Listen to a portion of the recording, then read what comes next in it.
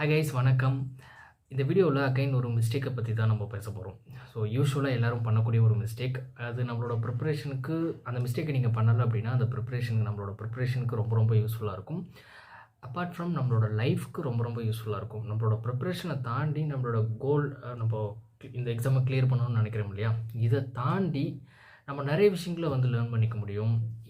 இந்த மிஸ்டேக்கை நம்ம பண்ணாமல் இருந்தோம் அப்படின்னா பேரலாக நம்ம எக்ஸாமும் கிளியர் பண்ணுவோம். அது கூடவே நம்ம நிறைய நாலேஜும் எக்ஸ்ட்ராவாக வந்து லேர்ன் பண்ணிட்டு போவோம். ஸோ அது என்னென்னா சே நோ, அதாவது நோ சொல்ல கற்றுக்கணும். ஏன் அப்படின்னு சொல்கிறோம் அப்படின்னா, இருக்கிறது 24 ஹவர்ஸ் தான். அண்டு நம்மளும் ஒரு 100-150 வருஷம்லாம் வாழ முடியாது. எவ்வளோ நாள் வாழுவோம் அப்படின்னு நமக்கும் தெரியாது. ரொம்ப லிமிட்டட் டைம் தான் நம்மளுக்கு. அப்படிங்கும்போது இந்த ஒரு 24 ஹவர்ஸை எவ்வளோ நேரம் நமக்காக ஸ்பெண்ட் பண்ணுறோம், அதுதான் ரொம்ப முக்கியம். டைம் இஸ் கோல்டு அப்படின்னு ஒன்று சொல்லுவாங்க இல்லையா.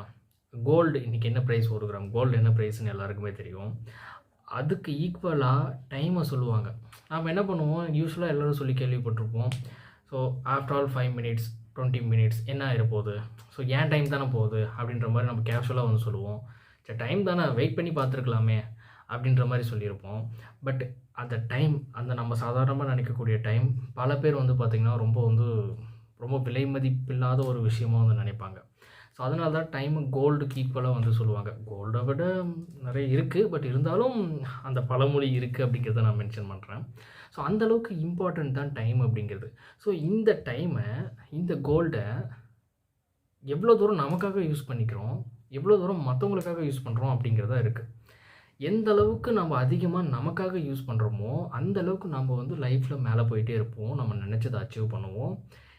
நம்ம ஹெல்த்தியாக வந்து இருக்கலாம். ஃபார் எக்ஸாம்பிள் ஹெல்த்தில் அந்த டைமை ஸ்பெண்ட் பண்ணுறோம் அப்படின்னா, எல்லாருமே வந்து பார்த்திங்கன்னா மக்களுக்கு வந்து சர்வீஸ் பண்ணணும், நிறைய பீப்புளுக்கு ஹெல்ப் பண்ணணும். நம்மளோட கஷ்டம் மற்றவங்களுக்கு வரக்கூடாது. நம்ம சர்வீஸ் போயிட்டு நிறைய பேருக்கு ஹெல்ப் பண்ணணும், நிறைய பேரை படிக்க வைக்கணும். இந்த மாதிரி எய்ம் எல்லாருக்குமே இருக்கும்.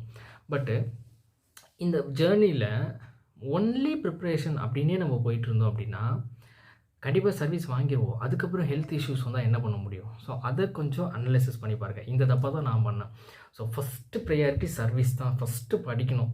அதுக்கப்புறம் வந்து பார்த்திங்கன்னா நம்ம சர்வீஸில் போய் சீட்டில் உட்காந்ததுக்கப்புறம் நம்மளோட ஹெல்த் நம்ம நினைக்கிற ஃபிட்டில் என்ன வேணால் எப்படி வேணால் கொண்டு வந்துடலாம் அப்படின்னு ஒரு முட்டாள்தனமான ஐடியாவில் இருந்தேன் நான். பட் அதெல்லாம் ரொம்ப தப்பு அப்படின்னு எனக்கு இப்போவே புரிஞ்சிருச்சு. ஸோ ஃபஸ்ட்டு ஹெல்த்து தான் உங்களுக்கு மெயின். ஹெல்த்து இருந்தால் தான் வந்து சுவர் இருந்தால் தான் சித்திரம் வரைய முடியும் அப்படின்லாம் சொல்லுவாங்கள்ல. அந்த மாதிரி ஃபஸ்ட்டு ஹெல்த்து தான். அந்த ஹெல்த்துக்கு மேலே தான் நீங்கள் வந்து பார்த்திங்கன்னா உங்களோட ப்ரிப்ரேஷனை வந்து கொண்டு போக முடியும்.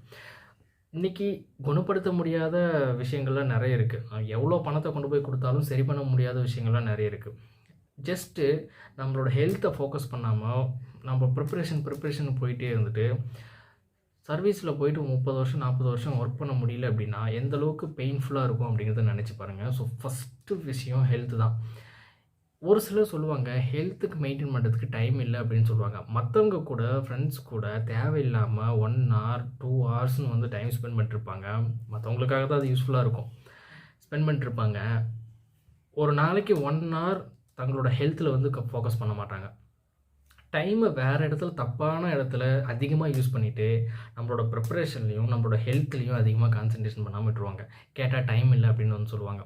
சேம் அதே மாதிரி தான் ஒரு நீங்கள் படிக்கிறீங்க அப்படின்னா, ஒரு பேஜை படிக்கிறீங்க அப்படின்னா அதுக்கு டைம் வேணும், டைமை கொடுக்கணும். நான் ஆல்ரெடி நிறைய வீடியோவில் சொல்லியிருப்பேன். யூபிஎஸ்சி படிக்கணும்னா பெருசாக வந்து எதுவுமே தேவையில்ல, பணம் இந்த மாதிரி டேலண்ட் எதுவுமே தேவையில்லை. உங்கள்கிட்ட டைம் இருந்தால் போதும். அந்த டைமை இன்வெஸ்ட் பண்ணிங்கன்னா பொறுமையாக வந்து அதை லேர்ன் பண்ணிக்கலாம், அதை கற்றுக்கலாம் அப்படின்னு வந்து சொல்லியிருப்பேன்.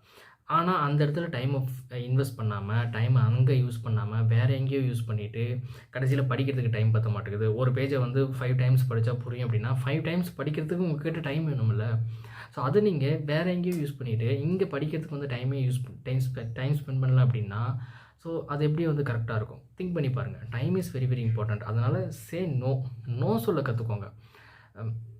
இந்த வீடியோவோட பர்பஸே வந்து இதுதான். நோ சொல்ல கற்றுக்கோங்க. உங்களுக்கு ஃபஸ்ட்டு அனலைசிஸ் பண்ணுங்கள். உங்களுக்கு எது தேவை, எது தேவையில்லை, எது நமக்கு பெனிஃபிட் ஆக போகுது, எது நமக்கு பெனிஃபிட் ஆகாது அப்படிங்கிறத அனலைசிஸ் பண்ணிட்டு எந்த விஷயத்துக்காக நாம் அதிகமாக டைம் ஸ்பெண்ட் பண்ணணும், எந்த விஷயத்துக்காக எஸ் சொல்லணும், எந்த விஷயத்துக்கு நோ சொல்லணும் அப்படிங்கிறத நல்லா அனலைசிஸ் பண்ணிக்கோங்க. உங்களோட ப்ரிப்ரேஷனில் டைம் ரொம்ப ரொம்ப முக்கியம். நீங்கள் நோ சொல்ல கற்றுக்கிட்டீங்க அப்படின்னா எல்லா டைமும் வந்து உங்களோட ப்ரிப்ரேஷனுக்காக தான் டைம் ஸ்பெண்ட் பண்ண போகிறீங்க. டெஃபினட்டாக உங்களோட லைஃப் வந்து கண்டிப்பாக ஒரு க்ரோத் அட்டைன் பண்ணும். அதுக்காக ஃப்ரெண்ட்ஸ் கூடவே பேச வேணாம், யார் கூடயுமே பேச வேணாம், ஒரு மணி நேரம் கூட யார் கூடயுமே டைம் ஸ்பெண்ட் பண்ணக்கூடாதான்னு கேட்டிங்கன்னா, நான் அப்படி சொல்ல வரல.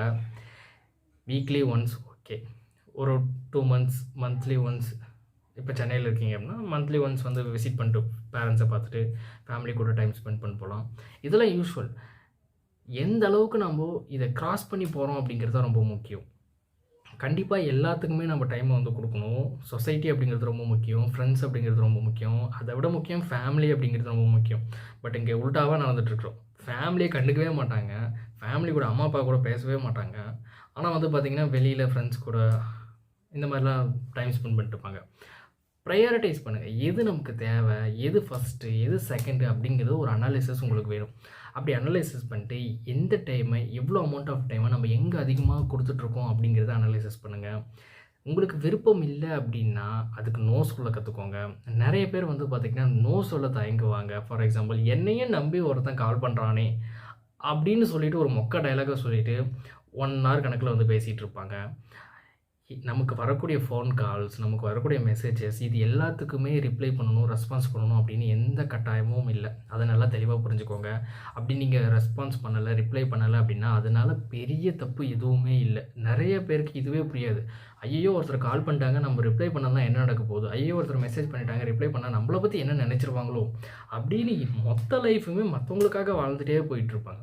ஸோ அந்த மாதிரி தப்பை தயவு செஞ்சு பண்ணாதீங்க. ஃபஸ்ட்டு ப்ரையாரிட்டி உங்களோட ஹெல்த்து, நெக்ஸ்ட்டு உங்களோட ப்ரிப்பரேஷன். இந்த டைமில் அதுதான் இம்பார்ட்டண்ட். அதை தாண்டி வேறு எதுவுமே இம்பார்ட்டண்ட் கிடையாது. அதை தாண்டி வேறு ஏதாவது ஒரு இம்பார்ட்டன்ட் நினச்சிட்ருக்கீங்கன்னு அப்படின்னா அப்படி தப்பாக நினச்சிட்ருக்கீங்கன்னு அர்த்தம். அப்பார்ட் ஃப்ரம் ஃபேமிலியை தாண்டி வேறு ஏதாவது நினச்சிட்ருக்கீங்க அப்படின்னா அது இப்போது தேவையில்லாத விஷயம்னு அர்த்தம். ஸோ அதனால் நோ. உங்களுக்கு தேவையில்லாத விஷயத்துக்கு நோ சொல்லுங்கள். டைமை சேவ் பண்ணுங்கள். Time is important, time is gold. So அதனால் மொத்த டைமை வந்து உங்களோட ஸ்டடீஸில் இன்வெஸ்ட் பண்ணுங்கள், உங்களோட ஹெல்த்தில் இன்வெஸ்ட் பண்ணுங்கள். அட்லீஸ்ட் ஹெல்த்தியான ஃபுட்டை சாப்பிடுங்க, ப்ராப்பராக தூங்கணும். அதுதான் ரொம்ப ரொம்ப முக்கியம். டைம் இல்லை அப்படின்ற ரீசனை சொல்லாதீங்க. எங்கேயோ ஒரு இடத்துல தேவையில்லாத இடத்துல அதிகமாக டைம் ஸ்பெண்ட் பண்ணுறதுக்கு பதிலாக தேவையான இடத்துல கொஞ்சம் எக்ஸ்ட்ராவாக சின்ன சேஞ்சஸ் நோ, அவ்வளோதான். உங்களுக்கு தேவையில்லை அப்படின்னா சின்னதாக ஒரு நோ சொல்லுங்கள். அதை அவங்களுக்கு ஹர்ட் பண்ணாமல் பொலைட்டாக, இல்லைக்க முடியாது, நான் கொஞ்சம் பிஸியாக இருக்கேன், எனக்கு கொஞ்சம் ஒர்க் இருக்குது, எனக்கு அதில் இன்ட்ரெஸ்ட் இல்லை அப்படின்ற மாதிரி பொலைட்டாக சொல்லிவிட்டு இது பண்ணுங்கள். அதில் எந்த ஒரு தப்புமே இல்லை. அதில் யாரும் உங்களை தப்பாக நினச்சிக்க போகிறதே இல்லை. அப்படி யாராவது தப்பாக நினைக்கிறாங்களோ அவங்கள விட்டு தள்ளுங்க. அவங்களால உங்களுக்கு ஒரு யூஸுமே இருக்காது. ஸோ அப்படி அந்த மைண்ட் செட்டுக்கு வாங்க ஃபஸ்ட்டு. ஸோ ஐ ஹோப் இது கண்டிப்பாக யூஸ்ஃபுல்லாக இருக்கும்னு நினைக்கிறேன். ஸோ இந்த மாதிரியாக தான் நானும் நிறைய டைம் வேஸ்ட் பண்ணியிருக்கேன். ஸோ இப்போ தான் எனக்கு வந்து புரிஞ்சுது. இப்போது ப்ராப்பராக வந்து போயிட்டுருக்குது. ஸோ மேஜர் சேஞ்சஸ்லாம் என்னால் வந்து பார்க்க முடியுது. நான் எந்தளவுக்கு டைம் வேஸ்ட் பண்ணியிருக்கேன் அப்படிங்கிறதெல்லாம் என்னால் வந்து உணர முடியுது. இந்த டைமெல்லாம் நான் வந்து ப்ரிப்பரேஷனில் யூஸ் பண்ணியிருந்தேன் அப்படின்னா எனக்கு இன்னும் பயங்கரமான சேஞ்சஸ்லாம் நடந்திருக்கும். பட் எனக்கு இப்போவே வந்து ரியலைஸ் ஆகிடுச்சு. பட் இந்த தப்பை நீங்கள் பிகினிங்கில் பண்ணாதீங்க. ஸோ இதை நீங்கள் பண்ணீங்க அப்படின்னா இது உங்களுக்கே தெரியாமல் ஹோல் ப்ராசஸ் ஃபுல்லாக இருக்கும். So that don't waste your time. Keep reading, keep reading, keep reading. Love your preparation, love yourself. Thank you so much for watching. Bye bye.